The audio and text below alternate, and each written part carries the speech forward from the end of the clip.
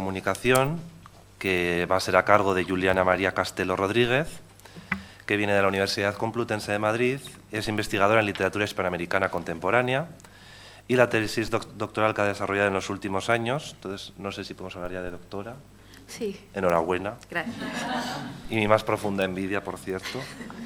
Analiza en 5 novelas escritas por mujeres el tema de la relación madre-hija a propósito de la pérdida, búsqueda y recuperación de la madre, así como también las consecuencias de la violencia en la infancia y su subversión en el pasaje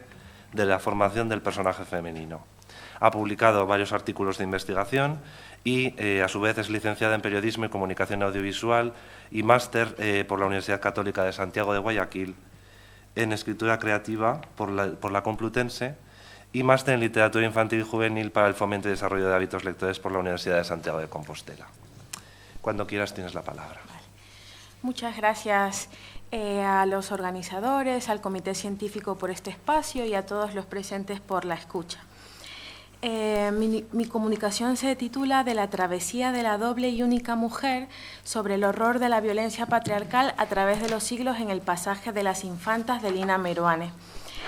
Empiezo. Sobre el pasaje, sobre vagar. En su texto, Pero lo nuestro es pasar, sobre la noción de pasaje en Walter Benjamin, el escritor guatemalteco Rogelio Salazar de León explica que para el filósofo alemán esta estrategia de lenguaje cauce por donde pasa la historia, funciona como una galería acristalada por la que pasea, por la que deambula, por la que vaga un poeta que, al ser crítico al grado de la autodestrucción, puede ser entendido como un pensador social y hasta como un activista político. Esta es una cita de Rogelio Salazar de León a propósito de Benjamin. Para Benjamin, en palabras de Salazar, es el paseante azaroso, el contemplador curioso, la clave en el pasaje que permite vincular política y literatura y reflexionar sobre la historia de nuestro mundo. Las infantas, de la escritora chilena Lina Meruane, publicada por primera vez en su país natal en 1998, es una obra conformada por 11 cuentos y otros 10 episodios narrativos que cuentan la huida, la separación y el reencuentro de las infantas Hildegreta e Hildeblanca. Estos 21 textos, intercalados e integrados entre sí, conforman un único pasaje configurado por 2 líneas espaciotemporales en diálogo. Una de estas líneas acontece en el bosque de los cuentos de hadas, donde tiene lugar el relato de las infantas, que después de perderse allí son solo Greta y Blanca, en el que aparecen varios de los personajes que allí han habitado y habitan, como Hansel, Barba Azul, el hábil cazador, entre otros, pero metamorfoseados, espectrales. Y la otra acontece en una ciudad de nuestro mundo, tal vez de Chile, que, como el bosque encantado, también está poblada de fantasmas. Esta otra línea del pasaje, quizás la primera, la que alude al mundo moderno, también la atraviesan las infantas, pero a través de sus dobles, niñas y mujeres, salvo en una única excepción, el relato que abre la obra, Reina de Piques, cuyo narrador protagonista es un niño, que funcionan como espejos de una y otra infanta y así también como espejos del horror que vuelve y se repite a través de los siglos. Ocurre que sobre las infantas en el bosque de los cuentos de hadas y sobre sus dobles en la línea del mundo moderno y sobre sus amantes, así como sobre sus madres, ocurre, otro ejecuta la misma violencia casi de idéntica forma. Y es a través de las manifestaciones y posibilidades del tópico fantástico del doble que las infantas de Meruane remite al enigma de la identidad del ser humano y a la noción de que éste está condenado a vivir los mismos dolores, a repetir la misma vida, de la duplicación y la configuración del pasaje. Las 2 líneas espaciotemporales en la obra de Meruane se comunican a través de varias estrategias en torno a la figura del doble y a propósito de este. situaciones y hechos, y entonces temas, el abandono y abuso infantil o la búsqueda del padre, por ejemplo, se repiten y espejean en los relatos de ambas líneas. Asimismo, varias imágenes y personajes, madres como espectros que han sido borradas, que no pueden ver, o amantes que huyen de la guerra y que se parecen a la hermana perdida, aparecen duplicados o desdoblados en otros textos de la obra. Estos temas, imágenes y personajes que se miran, duplican y espejean, actúan como umbrales entre uno y otro tiempo, pero también como entre uno y otro estado de conciencia del lector, ya que redimensionan los textos que conforman la obra,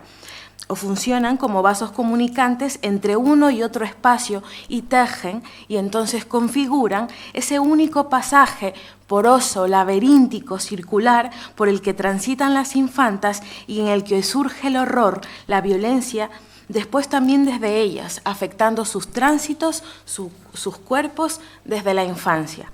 Los vasos comunicantes. Para explicar la configuración de ese único pasaje en las infantas de Meruane, para explicar cómo funcionan las estrategias que lo tejieron, es necesario remitirse a los dos relatos, que abre el texto y su pasaje en ambas líneas. Reina de Piques, que pertenece a la línea del mundo moderno, y Desde el Palacio, o de Cómo se fugan las infantas, que pertenece a la línea del mundo de los cuentos de hadas. Un elemento o personaje fabuloso que aparece en el primer relato de las infantas, Desde el Palacio, un súbdito del rey que les daría casa a ambas para saldar la deuda de juego de su padre, aparece también en el relato anterior, Reina de Piques, pero transformado en un tío que abusará sexualmente del narrador protagonista del texto, el niño al que me he referido antes, dentro de su casa, con el consentimiento de su padre. El súbdito, duplicado en el tío, así como el padre en el rey, y el juego entre personajes masculinos alrededor de la mesa del palacio o de la casa como imagen y símbolo, funcionan como umbrales para acceder y redimensionar los hechos que se narran en el primer episodio sobre las infantas. En este texto, unas ratas que acechan al rey se transforman en hormigas que suben por las piernas de Hildeblanca, operando como símbolo de un horror oculto que la infanta, que aún tiene dientes de leche, no comprende ni puede nombrar, pero que puede ver y sentir. De la misma forma, operan las hormigas en cuencas vacías, donde la narradora protagonista, una hija y hermana menor como Hildeblanca,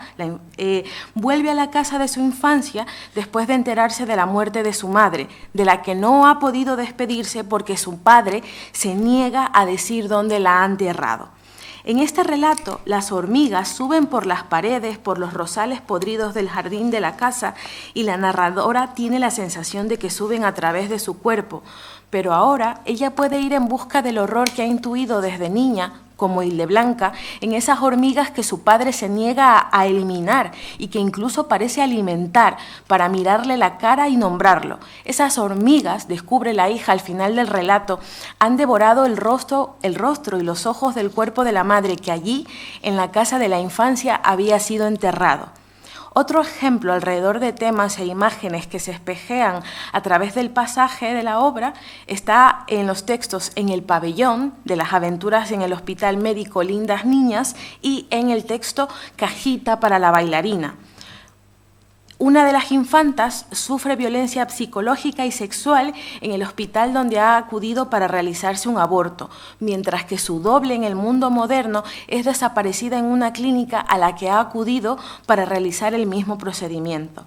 Este personaje parece ser la misma Greta, que aún en el mundo moderno está condenada a ser violentada en la misma circunstancia. Asimismo, se puede concluir que el niño que protagoniza Reina de Piques es una de las infantas, ya que como ellas fue perdido en el juego, abandonado por el que era su rey, así le llamaba el niño a su padre. Este hecho, el ser convertidos en mercancía de intercambio, que de cierta manera los transforma en fantasmas, fantasmas porque han sido perdidos. Lacan fijó el fantasma primario del niño, de hecho en esta circunstancia, es el que abre el pasaje de la obra en ambas líneas. Entonces, el tema de la violencia sexual ejercida sobre los niños y niñas en el entorno familiar es el que abre, el que descubre la obra.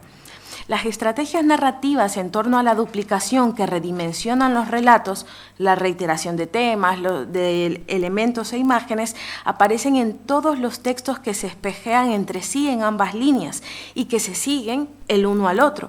Pero también ocurre que ciertos elementos o personajes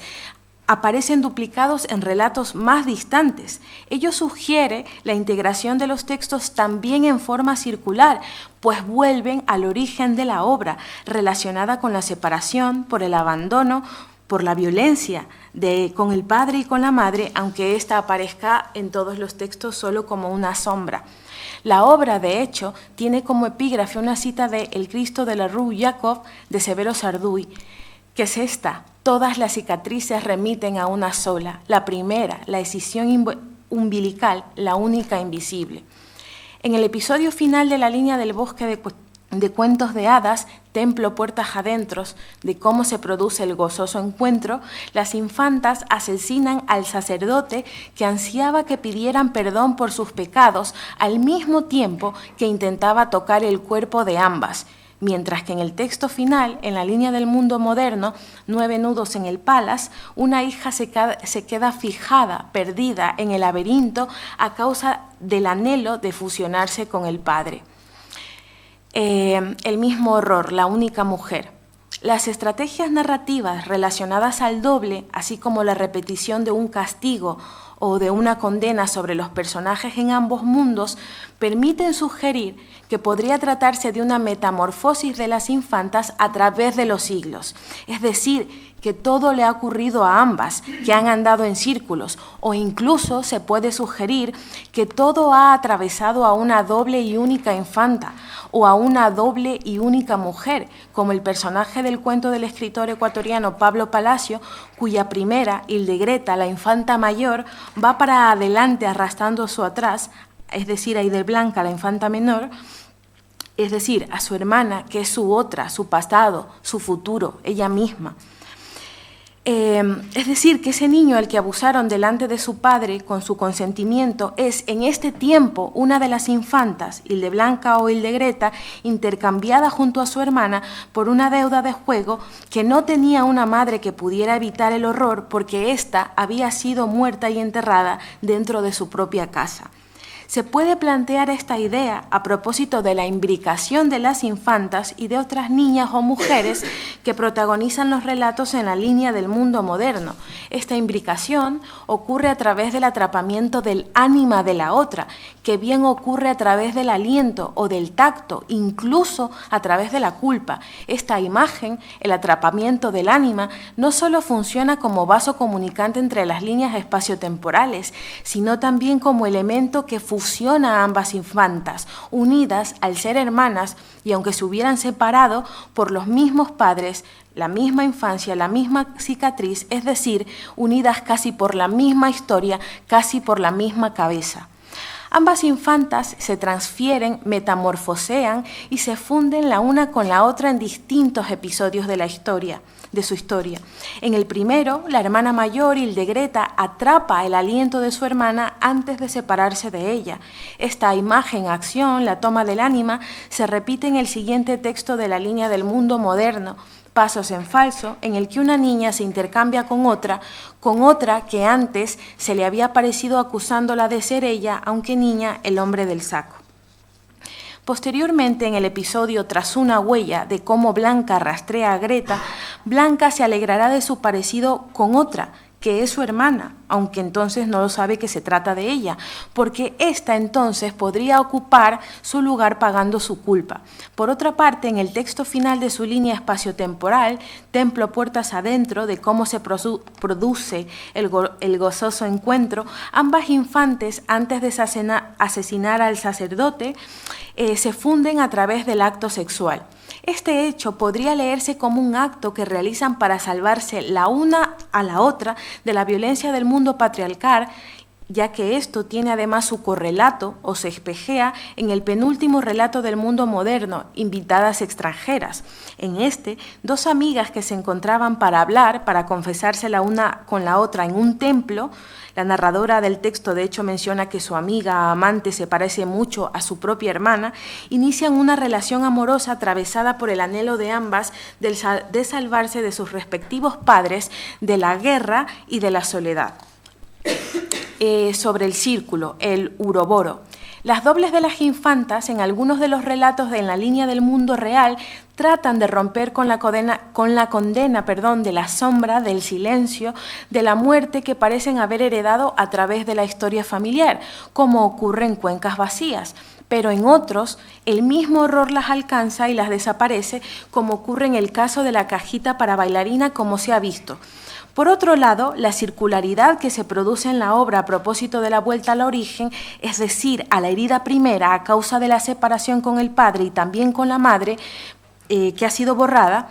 parece transformarlas en un oruboro, es decir, en esta serpiente dragón que devora su propia cola, formando un círculo con su cuerpo y que simboliza, entre otras cuestiones, el ciclo eterno de las cosas, el esfuerzo eterno y la lucha eterna o inútiles, porque la violencia vuelve a perpetuarse sobre los cuerpos de sus dobles en el presente contemporáneo, a pesar del tiempo de la huida y de la osadía de todos sus esfuerzos. Por todo lo expuesto, se puede concluir que la obra de Meruane funciona como un pasaje hecho de espejos, configurado por dos líneas que, a través de los dobles como umbrales, unen el espacio fantástico con el mundo moderno. En ese pasaje, parafraseando las palabras de Roberto Bolaño, a propósito de las funciones del cuento, estos se miran a sí mismos los unos a los otros, pero también miran lo que hay detrás de cada uno, pero no solo en cuanto a tradición literaria se refiere, sino a aquello que permanece oculto en este mundo, que se resiste aún a ser nombrado y que la literatura pone de manifiesto. Y por ello se puede señalar que esta obra le permite a los lectores, a través de las infantas y sus dobles y del lirismo impío de la autora sobre lo monstruoso y lo siniestro, convertirse en otro paseante y entonces encarar el horror de esta historia y el horror que existe en nuestro mundo. Muchas gracias.